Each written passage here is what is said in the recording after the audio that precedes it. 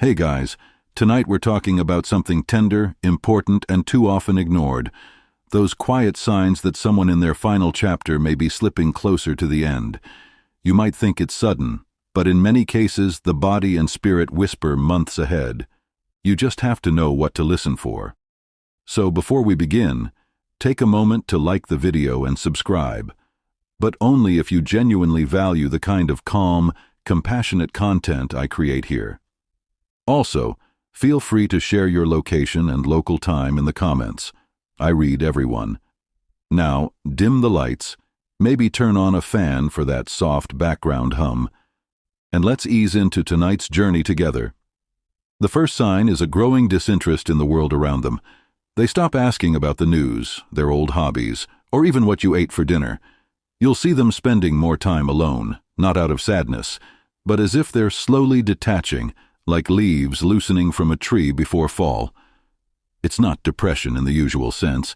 It's a kind of emotional retreat, like their spirit is turning inward. Next comes a slow fading of appetite. Food they once loved sits untouched. Even water may lose appeal. The body, wise in its own way, begins conserving energy, pulling away from the need to digest and hydrate the way it once did. You might notice weight loss, but more subtly, a new frailty in how they walk or how their clothes fit. Sleep begins to change. They nap more during the day and sleep lightly at night, as if caught between two worlds. Waking moments become fewer, and dreams become more vivid, more real.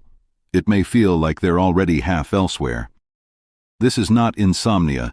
It's a slow, natural withdrawal from the waking world. Strangely, just before the final decline, many experience a short burst of clarity. They'll suddenly want to talk, laugh, eat a full meal, or sit upright and ask for old friends. This is called the final rally, and it can be both beautiful and heartbreaking.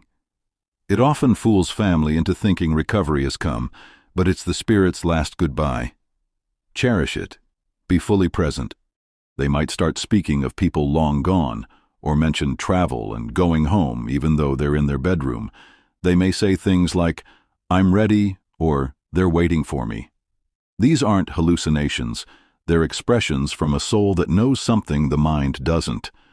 In many traditions, this stage is considered sacred, a bridge between here and what lies beyond.